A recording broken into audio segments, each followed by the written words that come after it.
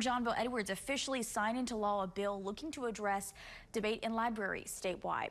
Senate Bill 7 by State Senator Heather Cloud of Turkey Creek provides for changes to parish library policies. It lays out the definitions of sexually explicit materials, requires library boards have a set process for reconsidering materials that have received a request for review, and creates a tiered library card system that restricts a minor's access to library materials.